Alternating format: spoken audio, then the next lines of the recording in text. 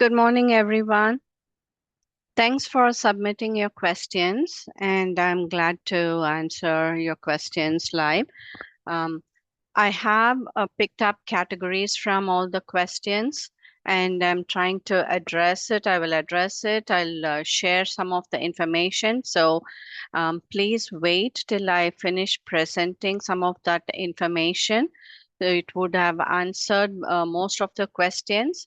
And if you are thinking of questions about that topic, please write it down and wait until I finish presenting, and then you can ask me any questions and I'll be glad to answer.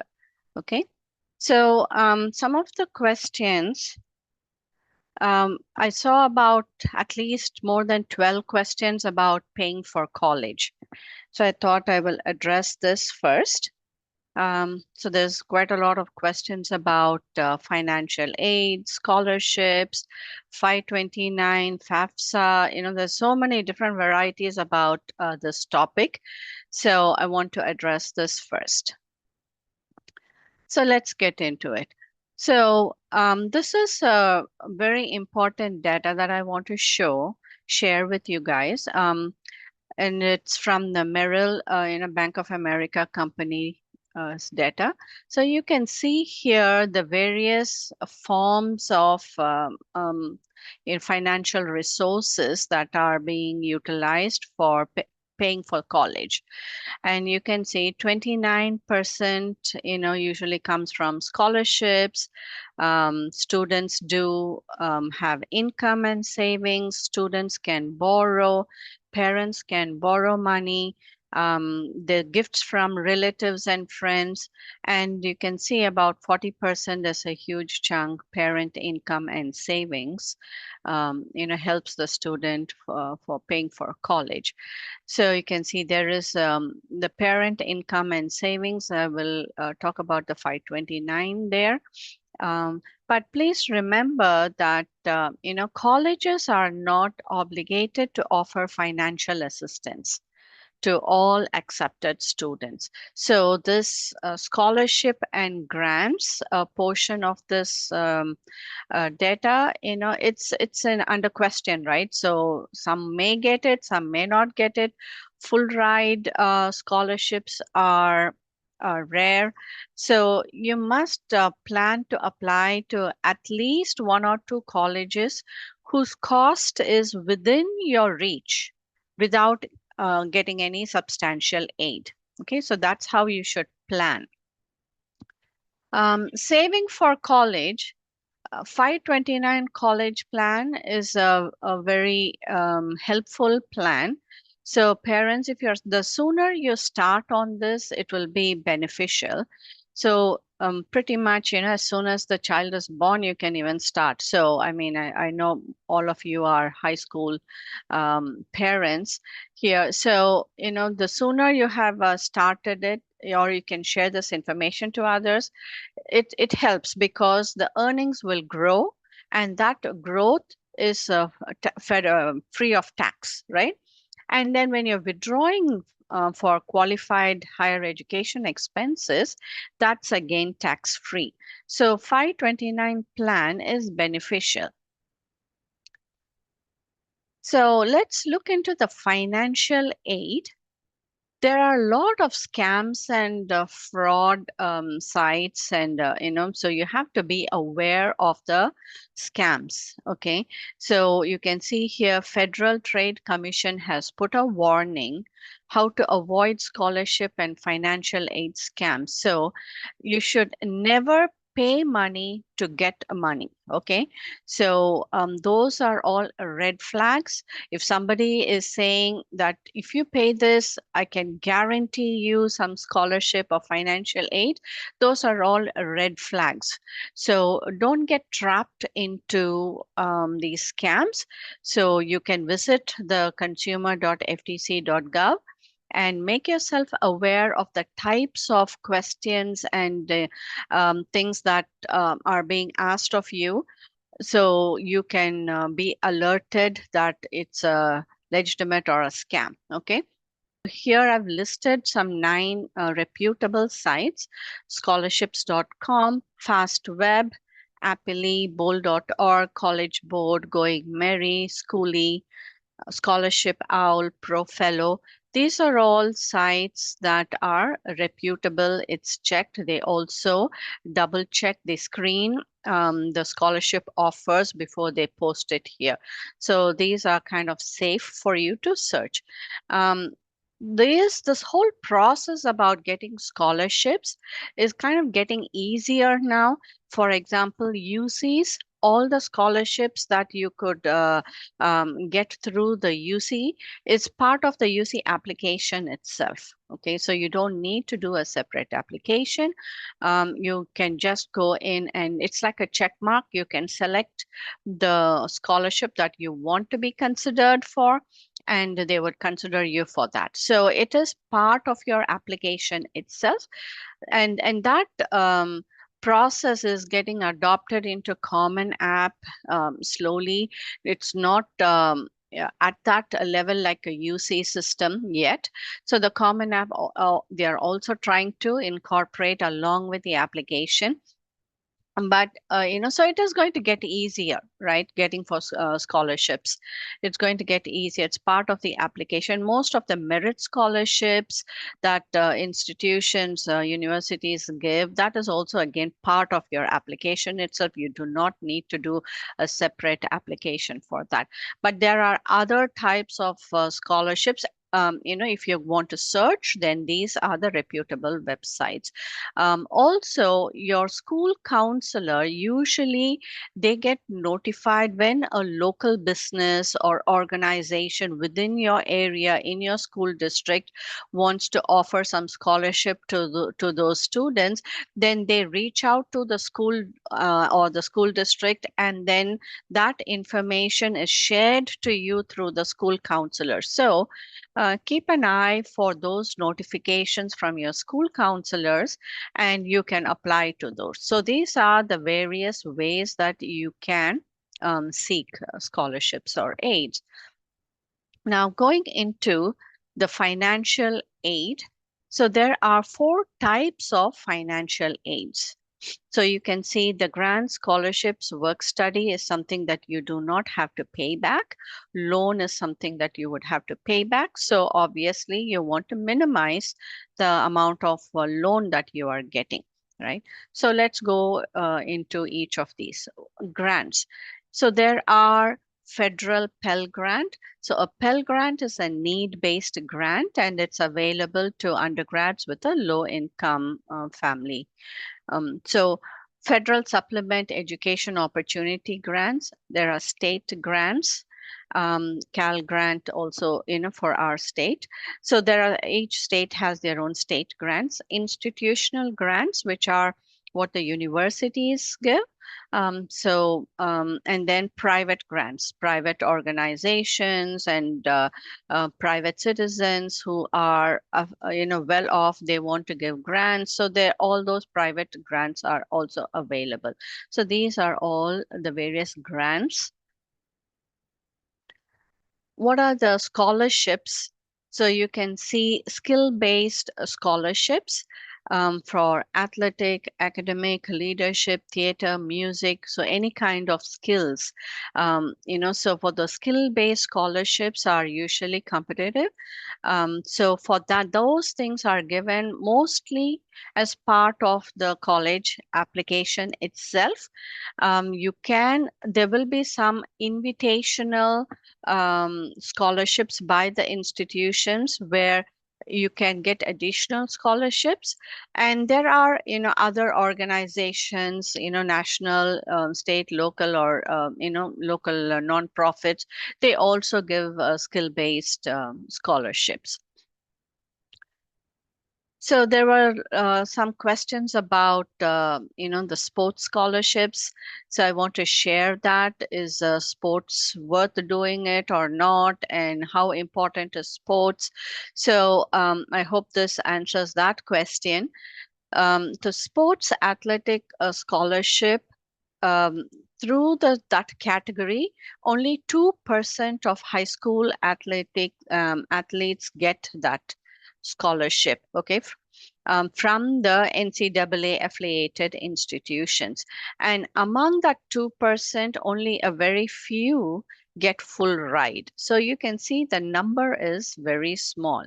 You need to be aware that the NCAA governs colleges in the United States, and it limits a Division III schools from offering sports scholarships. They can only offer need-based and merit-based financial aid.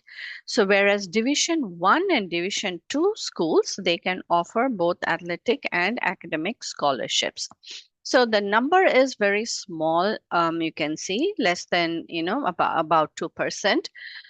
So it's up to you. Do you fall within that 2% category? If you're really good, then you can count on this as a potential in a funding opportunity. But otherwise, pursuing sports itself, you need to know why you're pursuing it. Is it helping you in some way? You are benefiting from that. You should know why you're doing that sports and why it matters to you. So so the way you look at sports is not only for scholarships. You should see, and be able to understand why you're even doing that and why you want to spend time into an activity. And that is same for all activities, right? Unless you know why you want to do that activity, then if it is not something that meaningful to you, then you don't do it. You have to make a decision based on individual, how what it means for them. So, going into the work study program, once you file the FAFSA, all the and the CSS profile, so a student they would be given a work study, in the declared as work study. So those students are given priority on campus jobs. So they are allowed to work 10 to 15 hours per week and paid directly to the student. So this is within the university. They can work. So the other category is loans. So loans, there are a direct subsidized and unsubsidized loan. Subsidized means that, so until they finish their studying, the interest will not accrue. Subsidized means that the moment you withdraw money from that loan, then, the interest will start accruing. So you need to be aware, whether it is subsidized or unsubsidized loans. Perkins is another a loan offering for low income need based students, but there is a limit there. It's about 5,500 per year. Plus, parent loan is something I've seen many parents go for it. So this is a federal loan that parents could take for paying for the college. The interest rate is low here, okay, through this parent plus loan. Private loans you should really try to avoid because the interest rates are very high. So these are all the various, types of financial aid you can get, and most of it is either through the application process itself, the college application process itself. You can be considered for the grants and scholarships. The rest, once you submit FAFSA or CSS profile, then you will be considered for the loan. So there was a question about, help in filling out FAFSA. The new FAFSA tool is simplified. Previously, it was a bit complicated, but now they are trying to simplify it as long as you have your previous year tax return. Okay, so the FAFSA form will actually refer like line 27 from your tax form. What was the number? You enter it here like that. So it's a very straightforward, FAFSA form now. Last year, with that new rolling of this new tool, FAFSA form, there was some delay It went till the end of December. So in those scenarios where FAFSA form organization itself, they are delaying it, then the colleges do know that, and they will, change their deadlines for you to make a decision. So there is a really good video if you go under this FAFSA form, how to fill out the FAFSA form. There is a video that walks you through, how to fill the FAFSA form. So you don't need any external help to actually fill this. It is quite straightforward. So remember, I want to give you some tips about when you're filling the FAFSA or CSS profile forms. You don't have to include your retirement savings under parent or student asset investments, and you do not need to include your home equity and the parent savings investments. And do not overvalue your primary residence if you're a homeowner, and do not overestimate your business value there. And for the 529, you do not have to include the 529 account under the student portion of the form, okay, savings or investment, because the 529 account, if you're saving money through that, it is owned by the parent. Sure. So that should be included under the parent asset and investment and not under the student. Okay, so keep these tips in mind. And the other question is, do you have to submit both FAFSA and CSS profile? So the thing is, CSS, the College Scholarship Service financial aid application, is required by more than 200 colleges.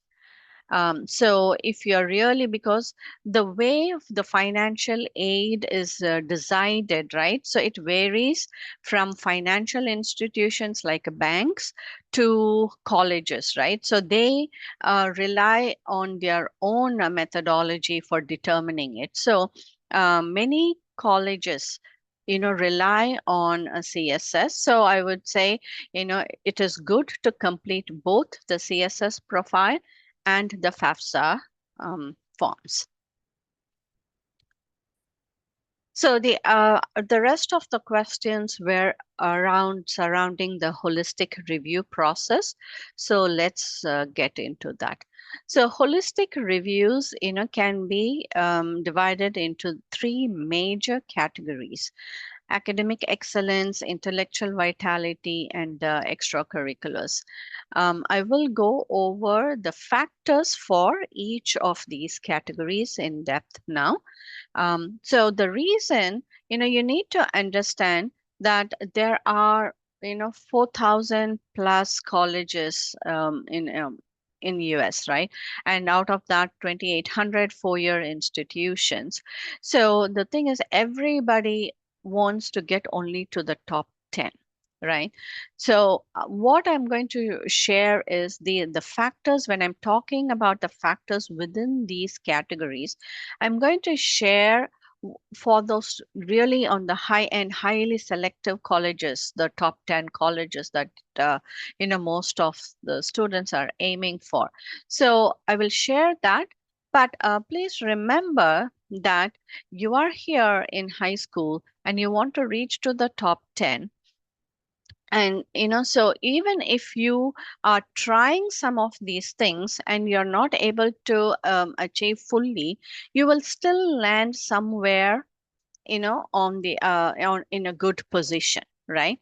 So, and when you are demonstrating the things, factors that I'm going to share, then you will get, will be considered. You have a higher chance of getting merit scholarships.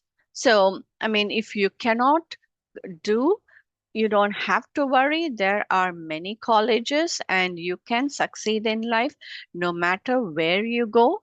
But it's just this, everybody wants to aim for the top 10.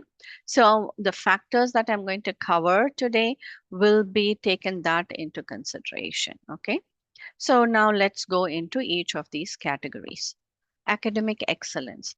What all constitutes academic excellence? There were a lot of questions about AP subjects, how many to do? Is it worth, putting so much effort into APs?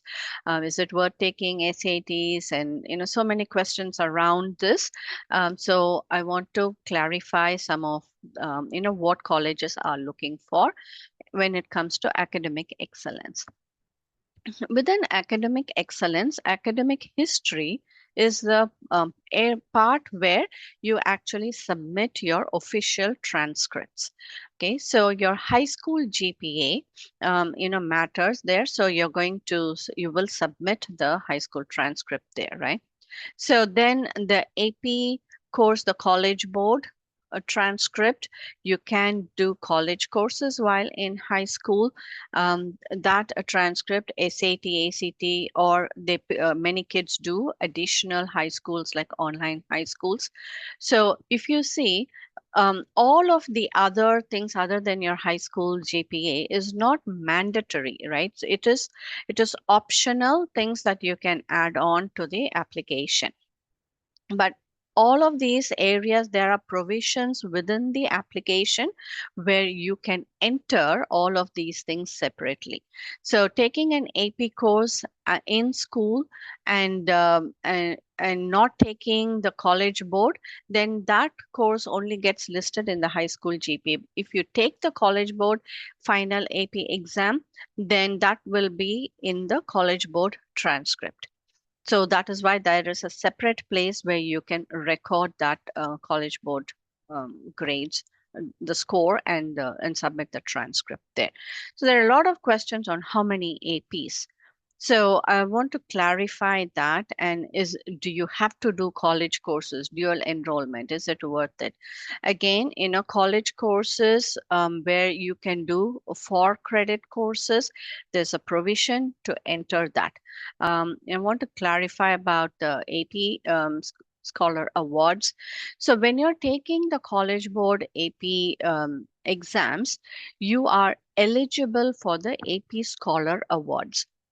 Before May 2021, there was another award called AP Scholar, a National AP Scholar Award, which required 8 or more subjects. So the students who were taking these exams, applying for colleges before 2021, they were piling up on the APs. For them, the colleges, attended, the emphasis on college courses were less. So you can see that there are the emphasis now in the next category. You will see there is the shift in the emphasis. So I'm going to share this important thing. So right now, the highest award that you can get is the AP Scholar with Distinction award, and for that, it's 5 or more of these exams. So now the question is, do you take these many 5 or more subjects at the end of 12th grade, or is it at the end of 11th grade? So the thing is, many students, because you're applying at the end of 11th grade, many students do have at least five APs by the end of 11th grade. So many students do have this AP Scholar with Distinction award. They can report. So it's up to you. If you're taking more APs in 12th grade, then remember the award, for if you're eligible for the award will come only in July of that following year, end of senior year. Okay.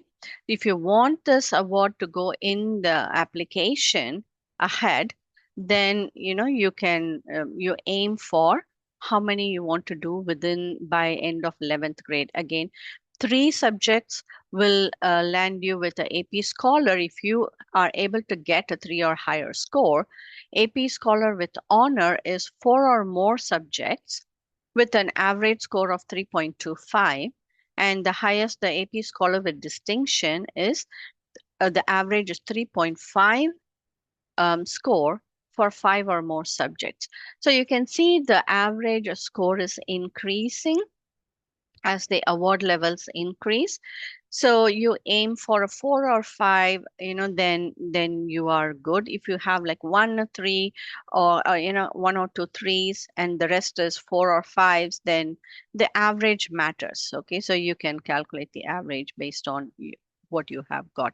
So you can decide how many APs, and then so the thing is, what else can you do to boost your thing? I will share that in the intellectual vitality category. So, what are the things that goes as part of the academic history? The SAT, ACTs. Here, there are many test optional colleges. So it depends upon the college that you are aiming for. Like UCs are test blind, so they're not going to even look at it. There's no provision to enter the SAT, ACT scores. So the thing is, you have to decide which college you are aiming for, and you go and look into that college's website. If it is optional, or is it mandatory, or is it flexible. Sometimes when they say test flexible, that means if you are showing other standardized testing, even AP courses can replace that. Okay, so it's a flexible. So you have to go into each college that you're aiming for and check their website. And these requirements are changing year by year. So there is an organization called fairtest.org. They are trying to maintain the list of nationwide which colleges test optional and not, what are test flexible. So you can find all that info if you want the entire list. The whole list is there on fairtest.org. But I would say, to double check, go in and look into the actual college website itself to make sure whether you want to take SAT or not. Okay. So, school ranking, academic awards and recognitions, and teachers' letter of recommendations are also very important to gauge your academic excellence. Okay, so there was a question on um, when the application is the student compared with within their district, or how are they compared? So I want to clarify that when it comes to the academic history, you are compared with your school only. Okay, not even the district. So they will get a school report, so they will know where what courses are offered in that school. So then they can look into how you have challenged yourself. So when it comes to academic history, you are compared only with your own school batch. So when it comes to school ranking, many schools would, say they're not ranking. Some would do by percentiles. Some actually do, 1, 2, 3 ranking. So it varies from school to school. But if you look into UC system, when everybody in your school, right, whoever is applying for UCs, they are entering the transcript, right? So they know everybody's grades. And UCs will look into all the other grades as well. Your AP scores, your other college outside course, if you have done in another high school, online high school, or another high school, all of these things, the university application, you see, they have visibility, right? So their ranking takes all of that into consideration. If your school is not transferring some of these things into their transcript, then they will not consider all the other external things that you're doing. So they will only, the school ranks only based on what is in their transcript. Okay, so there is a difference between school so ranking, and when you're applying the university, the application portal itself does the ranking. So then you are there is a UC has this ELC, eligibility in local context, system, where if a school is a part of that ELC program in California, the top 9% of the students, and they are guaranteed an admission in one of the 9 campuses. So You can see that school ranking, does it matter? Yes, in some form of the other, this, ranking is being done. So then academic awards and recognition shows your level of excellence in that. And teachers' letter of recommendations, validates your ability and your academic as in both academics as well as a personal, character as a student. So all of these things will constitute academics, okay? So now moving into the intellectual vitality area. So this is a very important area now, especially where the colleges are gone standardized testing optional or blind. Intellectual vitality is becoming more important. So let me explain what this is about. Okay, intellectual vitality is a way you demonstrate your intellectual ability. So here colleges want to see, are you capable of designing your own learning journey? Okay. And the ideal way to start this journey is that should be sparked by your intellectual curiosity. So then, I mean, this is not in order, the things that factors that I've put, it's not in order. You can do it in any order you want. So, the ways that you can demonstrate your intellectual ability and go deep into an area of your curiosity is you can do research, you can do college courses, you can do other, courses, whether it is through an institution, private or, online courses, um, not for credit. So you don't have to study only for grades. You can even study just for gaining knowledge. And there are provisions in the applications to share those.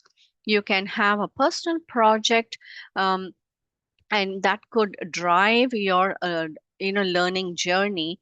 You can combine that with the camps, internships, work, travel, cultural experience. There are so many different ways how you could go about creating your own learning journey. Learning is not just in the classroom. There are so many other ways that you can learn outside of the classroom. So the emphasis for this is, is the student actively seeking knowledge, and are they crafting their own educational experience? So, and also you can see, not every student can have the same intellectual curiosity, right? So, and how you go about achieving these things. If you're looking at all of these things like a check mark and it is just isolated and it is not all tied together, then it does not carry the same weight. Okay, so it should not be looked as a check mark, but rather it should be all in it should all fall in place, it should tie together, and so this will help you to really stand out.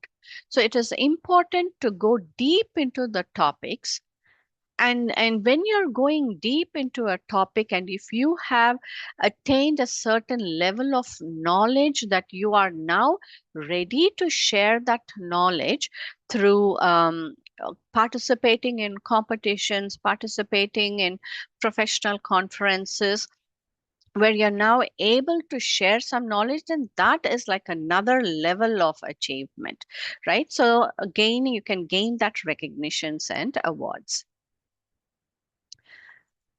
So where all is this intellectual vitality, when you're participating, how is it reported in the application? This intellectual vitality, when you are carving this pathway for you, it goes across pretty much all parts of the application. So you can report that in the academic history, some of it, like these college courses, and can go into the academic history. You can list this in your activities. When you gain recognitions, that will go as an in awards and recognition section. And this whole experience, you can share it in an essay form. So there are so many ways. The amount of the depth that you put into this really carries you. It helps you to stand out. So this is a very, very important category.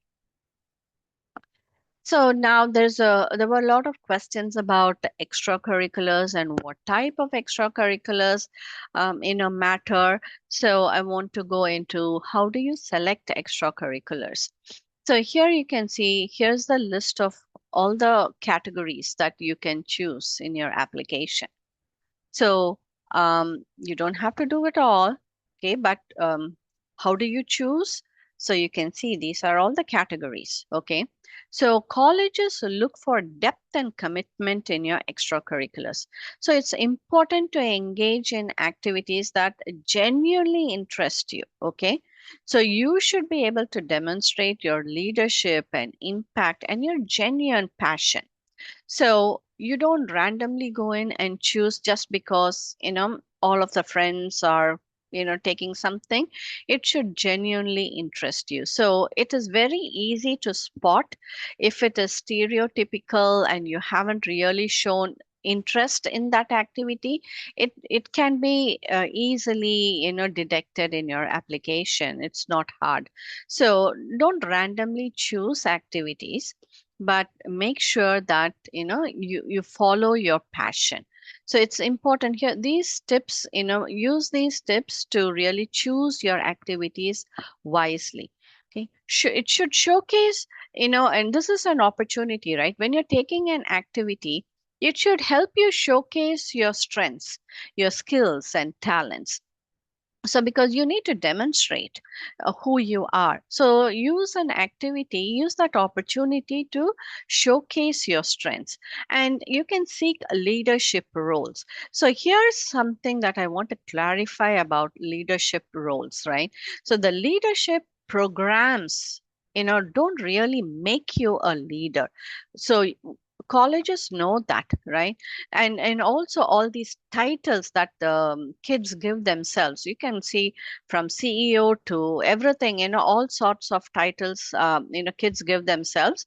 It's so colleges can see past that.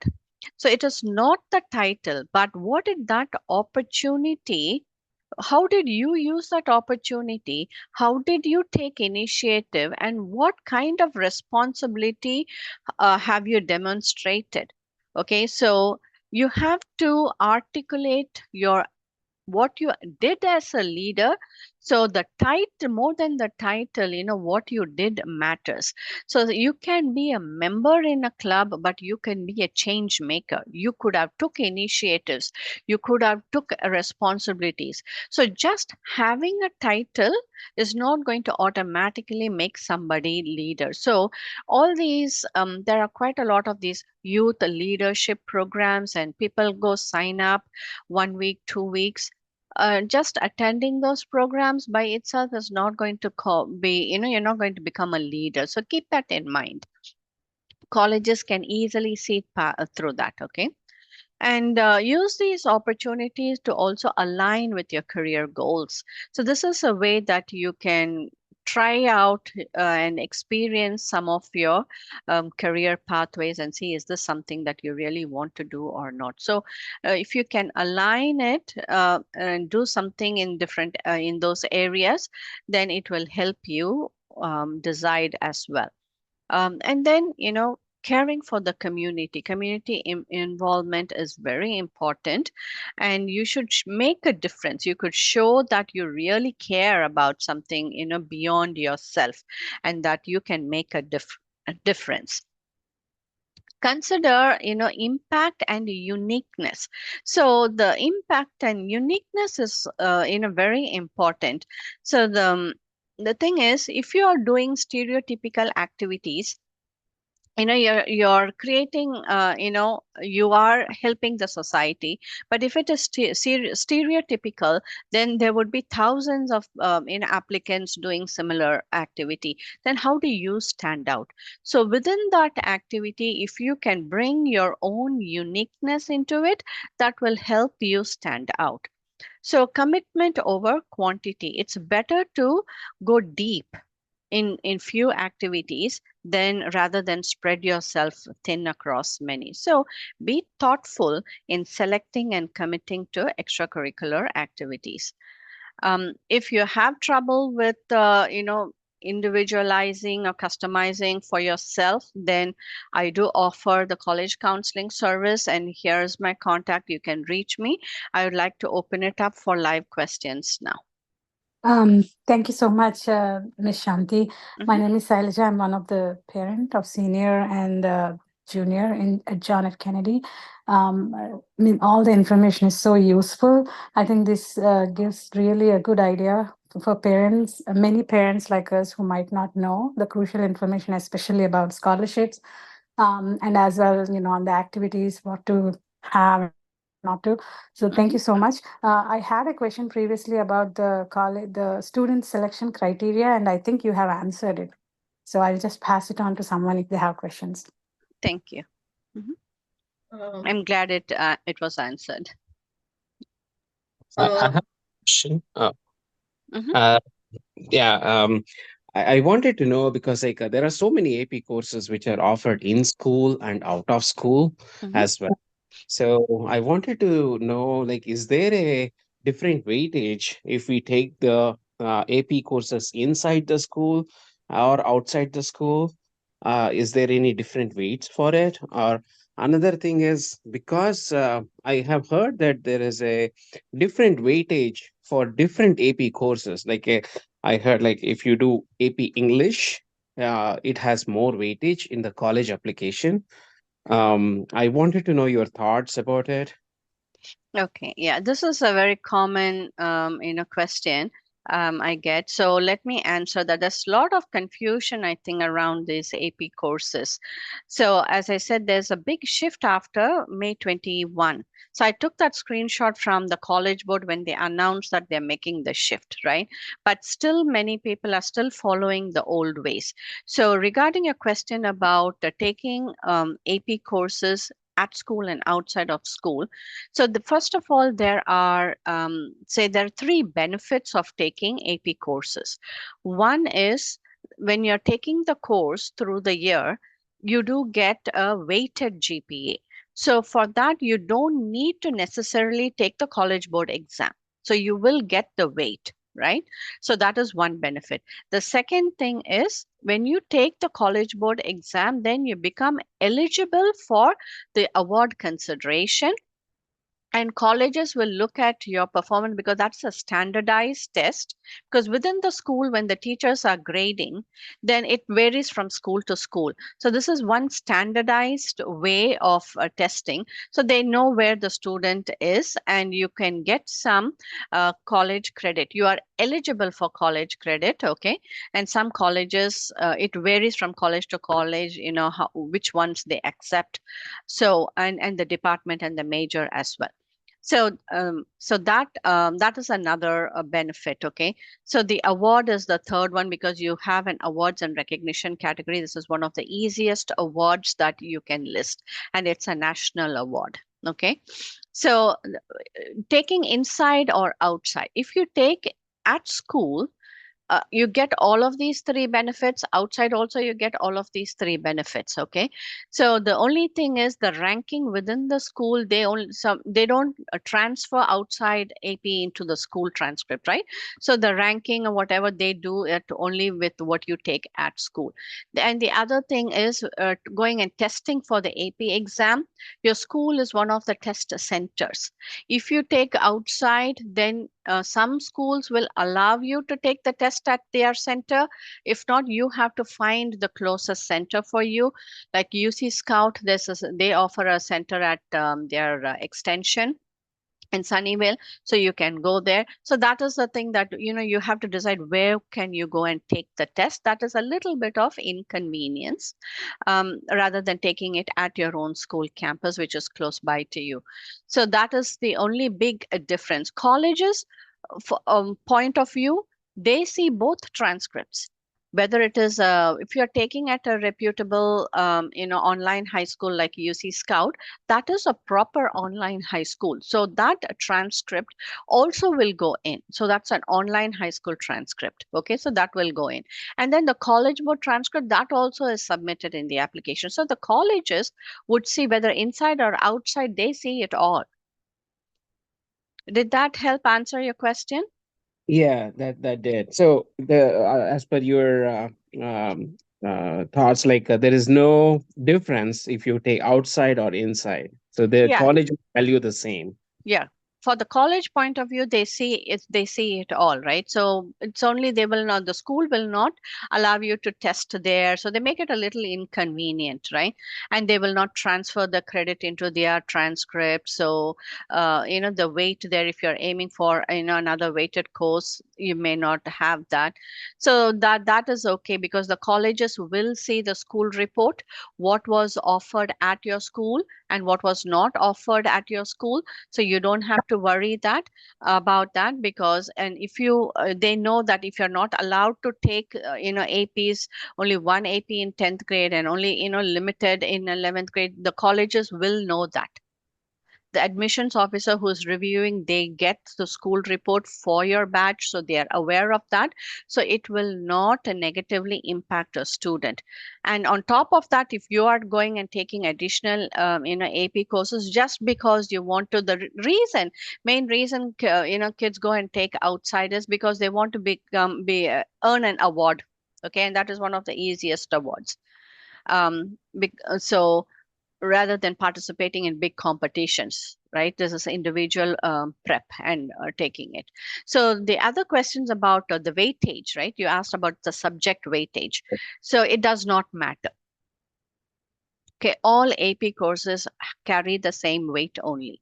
Okay, so that is why when you count for the award, all any AP, it is the count, you will be eligible for that. But when you're looking into a college, whether you want to like transfer the credit into that college for that major, then it varies from college to college. So just to give you a example is, if you look into Stanford, they would not give you credit when you take AP statistics. Okay, so it doesn't mean that AP statistics carries less weight, right? So the thing is, what they feel, it's like how this transfer of credit works is, let me explain that so you understand this. It is like when you sign up for a course in college, there are some prerequisites, isn't it? So some of these AP courses can help waive that prerequisites.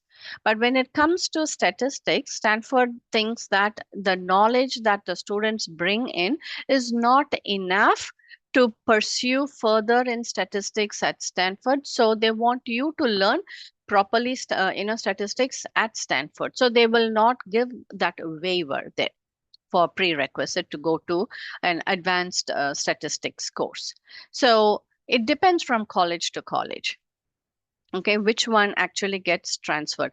So at the school level, it is not good for a student to really think about which one is going to get transferred or not. You should understand, if you're you should tie it to your intellectual vitality, so that you should know which ones you want to take and why you want to take. But regarding the weight, it or everything carries the same weight. Humanities or STEM, everything carries the same weight. Miss um Shanti, yeah. yeah, I have a question related to that and a little bit confusing from my part. By the way, thank you for doing this is really informative, okay? And this goes a bit depth which we never knew before. Mhm. So one question is that my daughter wants to go to, you can hear me, right? Yeah, I can hear you. Yeah, go ahead. Okay. So my daughter wants to go in a bio way. She's a junior and she's taking now AP Chem. She Hmm. didn't take AP Bio because the bio teacher in her school is a bit not hard. He goes out of the syllabus. Hmm. Not only hard, he goes out of the AP syllabus, and Hmm. it makes it extremely hard. So she doesn't want to go do AP Bio in from her school. So Hmm. she took AP Chem in her junior year. Hmm. So now the question, and she plans to do AP Bio either from UC Scout or maybe Bio 101 from 102, maybe from college, like any community college in summer. Hmm. So I was my or the last option is doing AP Bio from her school next year in 12th grade. So I want your opinion on that, like doing it for the next year, or because she wants to go bio way. That's what I'm saying, biochem way. So bio from her school next year versus a UC Scout versus college. So if you can explain. Sure. Can you clarify her grade? Where is she in 11th grade now? Yeah. Okay. So, because there's only one summer left, I wanted to, understand that. So, Yeah. if she could, the thing is, again, if you're really aiming for bio or biochemistry or those things, Mm. having something with the intellectual curiosity in that line and doing something about it would really, add more weight. Okay. But Mhm. then there are college courses taken while in high school. So when you take AP courses, what is the purpose of AP course? If you understand that, you won't have any doubt. The thing is, it's just showing college readiness, right?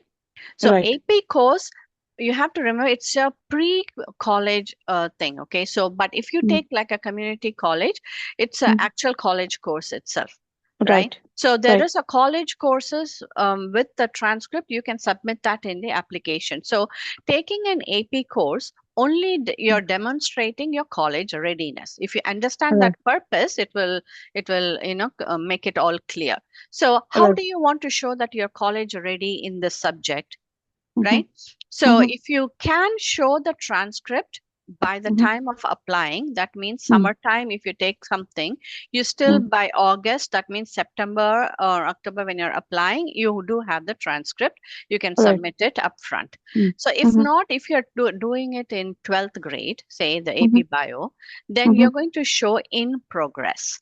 So Right. that means they are going to wait and see, I mean, they are expecting It's you. not a fulfilled. Yeah. Mm. Yeah, it's not, but you're showing in progress and they're going to see the transcript at the end. You're going to submit the transcript. Okay. Right. Yeah. So based on your performance up to now, they are going to make a Mm. decision on that. So you have the Right. choice. Do you want to submit the transcript Mm. before or after?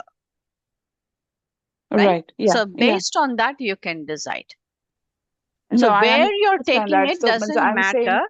So if you're so taking for. AP, Mm. the Mm-hmm. only time you can take a test is May, right? Right.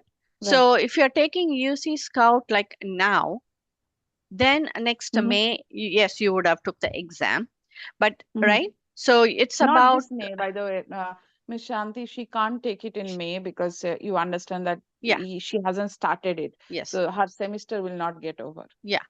So then that is why. So it's the transcript, right? When you Mm. want to submit the transcript, when do you want to show that you are already college ready for that course? If that, Mm-hmm. that is the main goal, right? Showing college readiness. So then you Right. see which one will help you get the transcript. So So you are saying that, obviously, yeah, yeah, go on. Go on, community Miss Shanti. college, Mm-hmm. course, here is a Mm-hmm. better option. Okay. Okay. So that, okay. So if we can finish that and do it well, maybe that gives better, Hmm. okay. Yeah. And if that is not, because getting into a community college doing that course is not easy, because that is again a college level course. Um, No, it is just, yeah. see, community colleges cannot reject anybody, right? So it's just a matter of first come, first serve. So you Yes. just have to keep an eye on when they're opening the enrollment Mm. date and then, rush in and, apply soon. Yeah. So that I'll tell you, And Miss the Shanti, other what, thing is, let yeah, me clarify, there are many community colleges. You right, don't necessarily have to only study in one particular community college, right? right. So and nowadays you have the option of doing online, so it doesn't matter where that college is. If it is not close to your house, that's fine, right? Right. Yeah. No, Miss So Shanti, if you mhm. hear me, you will know the confusion. So she was telling me, Mom, if I go for this, then what happens is I won't be able to do any internship. So she was Okay, telling a, me a that. big So, question about internship, and right now internship word is being used everywhere. It's actually losing the original meaning of internships. mm, So let me clarify. if the internship means it's a job experience, okay, Right. whether it is Mhm. paid or unpaid. You're Mhm. going to college to learn. Right. You're not applying for a job. So Right. internship is one way of learning. Not all majors allow you to gain that kind of work experience, especially you're talking about bio. So in the Mhm. health side, Mhm. there are restrictions, and everybody knows, colleges Mhm. know, that students who are doing volunteering or internship or anything, they cannot do really meaningful tasks, right? Right. So Right. because you don't have license, and there are Mm. HIPAA rules, Mm. privacy rules, so you cannot be in every patient meeting. So you are pretty much, like, you can say, fly on the wall. You're just observing a little bit and doing some Mm. Mhm. like small tasks. Okay. Right. So Mhm. from that, so internship, if you're treating things like a checkbox, that is not Mm. going to help. It is one way of learning, but is that way of learning, Mm. okay, helping Has you any to meaning? articulate your intellectual depth? If it is not, Mhm. then it does not carry weight. For if you take another major, for example, if you take computer science, for example, their Mm. internship, some companies allow the students, really some students do quite meaningful tasks, which Right. gives a very good learning experience. So Mhm. internship is not like a check mark that Mhm. everywhere I'm seeing now, everybody is advertising That is so internships. true. Yeah, that's Yeah, true. so You are don't right get there. fooled by that word internship. When colleges Mm. are looking at internship, it is job So in experience. 7 days So, internship, how much can you actually know in 7 days internship? yeah, so you have to value. See, this is where I'm saying the intellectual vitality carries so much, weight. And not sure. I see. If you think that I'm making up this word intellectual vitality, let me stop share. Yeah, Ms. Shanti, actually, while you're sharing, I have a question. So, if your kid is clear about majors, Mhm. all these paths look like rosy and fine. If the major is not clear, like if the kid is in grade 11 in the junior year, and if we have not picked any major yet, Mhm. um, is it too late for us that we haven't made any decision? What grade is the, no, you can apply. So let me show you here. You can apply undecided, okay? But you have to understand, intellectual vitality is not necessarily tied to major. So I'm just showing you Stanford's. So holistic admissions, you can see the three categories: academic excellence, intellectual vitality. It is in bold letters. This Mm. is what helps you Yes. stand out, okay? Mm. Extracurriculars. Now if you go to UCLA, okay, so this is and all UCs, it's the same process, okay? So Mm. I just pulled up UCLA. So now, so you can see here, so the academic achievement, including all the APs, all of that is one part of it. Personal qualities, intellectual independence, all of these things matters. And you can see the contribution to the intellectual and cultural vitality, right? So it's Mhm. all public information. You guys can really go and read about it. Let me get back to one of the things that I want to share. Thank you, Miss Shanti. Thank you so much. um, So, Ms. Shanti, I had a similar question related to this thing. So, what do you suggest? Regional occupational program classes, which are there, the ROP classes, do they constitute college class courses? so ROP, in your course catalog, if you look into it, not all courses give credit. So in the course catalog, it's clearly written Okay. if it is credit or not. So you can look at that. So, Am I sharing the screen now, or so does this add to the overall GPA if it is in the course catalog? if it is in the course catalog? Yes, it does. Okay. Thank you so much. Okay. So hang on, I wasn't sharing. I'm going back to this. So when it comes to the intellectual vitality, so this thing designing it has to start with the intellectual curiosity, right? So I'm trying to answer the parent who asked about the undecided thing. So you don't have to, this curiosity doesn't have to align with your major, but have you ever been intellectually curious about something in this world, right? Can you demonstrate that? So that is key. You can't say, I was not intellectually interested in anything. I was only doing schoolwork, means then there's nothing that you can show your intellectual ability. Just doing school courses, you saw that, the GPA was one small factor, right? Even in the whole academic excellence. Okay. Yeah, actually it groups together, like, it groups around the humanities, like journalism, foreign language, Yeah. and leadership and all that.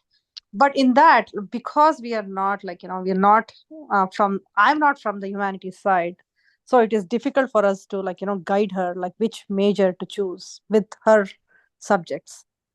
So is Yeah, there so any tool that that we is can? you can go as undecided, and then you can decide. And if we go undecided, what if she just gets, like, English major or something like that? No, see, there are colleges, so you have to understand when you're applying for a major, some are direct major admissions, right? The rest are all intended major. You will get admitted to the college and you can transfer, right? So intended major means the declaration of the major will be only in the third year, the junior year in college. So when you're declaring a major, there are pre-major requirements. So at that time, the college will see, have you met all the pre-major requirements to declare as an intent as a major. So after that, only you can say you're this major. Until then, you are intended major. So you can switch majors. Oh, I see. Thank you. Thanks for that information. Mm-hmm. Hey, I have a question related to AP. Let's say if my son is interested in going with the engineering route, do we have to have these AP, Calc AB, Calc BC, all of those CAPs? Is it mandatory to have, or is it nice to have? EAPs in general, how far it plays a role in the college app process? Okay, so you said the first sentence I didn't catch. Your son is interested in what? Engineering. Engineering. Okay, so Yeah. So if you're interested in any STEM area, so the math can have various pathways, which is why every school offers 3 pathways, right? So if you're going with the first pathway, you will finish pre-calculus in 12th grade, and you will go into calculus in college. But if you're going into STEM areas, then calculus is very important. Okay, the level of calculus, they really want strong foundation in calculus. So you have to demonstrate. How do you want to demonstrate your knowledge in calculus? Okay, so that is things. So along with that, have you also, that is not the only factor deciding. Calculus is very important because it is important for any STEM area, but then that is one factor only, right? So in the STEM area, they're going to look into holistically the rest of the application. Have you done anything else that justifies your ask for the major? Why this major? And what, so that is where this intellectual vitality, all of these things also come into play. Okay, calculus is important, especially for STEM fields. How AP in itself plays a role in the college app process? Because so if you're taking AP calculus versus regular calculus, regular calculus is the curriculum is school based, whereas AP calculus, the curriculum is it's a national curriculum, and all colleges know what is covered within that, so they know your calculus knowledge at what level you're coming. Miss Shanti, Mhm. I have this question. So, my daughter is doing calculus BC this year. So next year she has a choice of doing multivariable or AP Stat from her school. But multivariable calculus is not a AP course; it's a regular multivariable course. So she's saying that she wants to do multivariable calculus, not AP Stat. But AP Stat carries like AP thing. So just could you clarify which one is, So colleges look for, do you have a strong foundation in calculus when you're entering college? You can continue to, you're going to college to learn, so you can continue to learn in college. So you don't necessarily have to finish all multivariable, linear algebra, everything now itself. Okay, so if you have a Yeah. strong calculus core, and there is Right. also no need to skip AB and do BC also, which that is a parent driven thing, that is school level, and some schools even within a district, they're putting restrictions on skipping now because kids are not getting the strong foundation. So this is because you're compared only within your school, this is something that is the peer pressure and parent created thing within that school. Okay, so remember that there is college's point of view, they are not asking you to skip anything. If you come in with a strong thing and once you sign up for a math class there, would you be able to succeed? That's all they want. They're not looking for, did you finish everything ahead? You're going to college to learn. Yeah, I understand, Miss Shanti, but what happens is she is already in BC.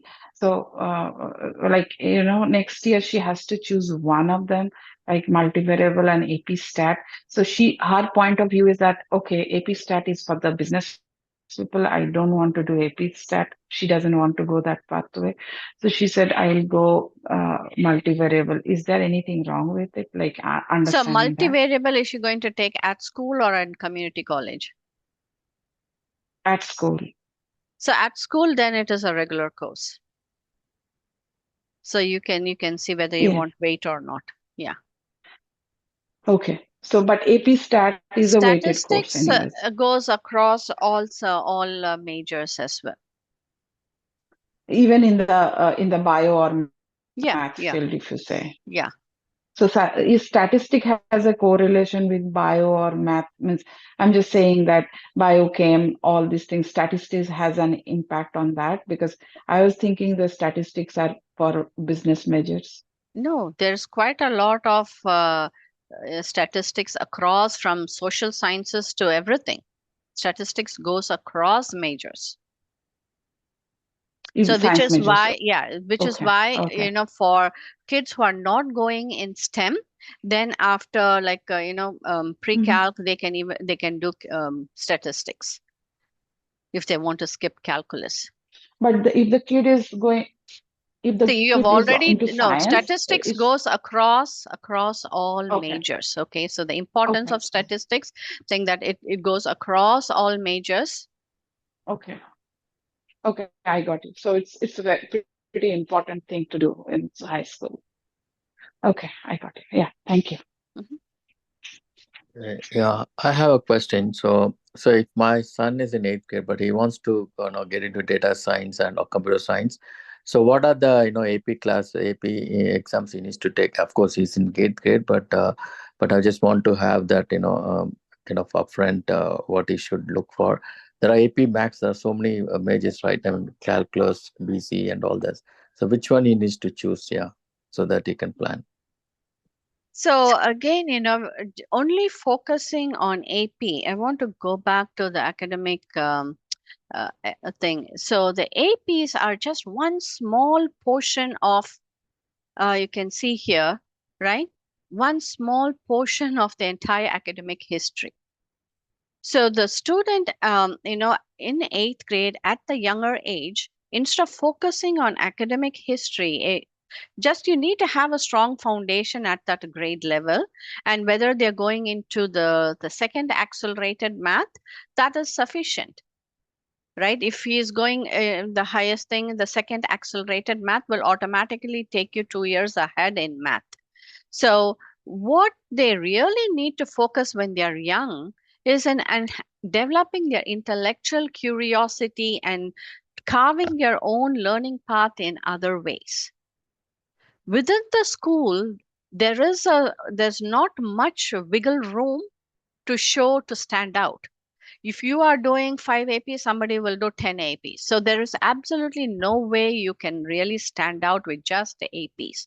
So the emphasis and on APs, I am really not able to understand, because even College Board is going away from that. And so you need to see that College Board itself changed their strategies. So still sticking to that old one will not help. So AP is one small portion.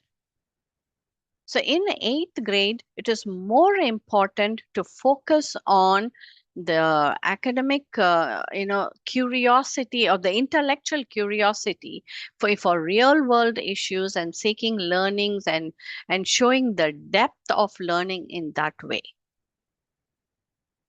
That is where the students can really stand out. Not much of all these things. Once you do that, then all of these things will fall into play. Okay, thanks a lot. Okay. Yeah. Yeah, so there was a question about what is the right age to start, college counseling and all.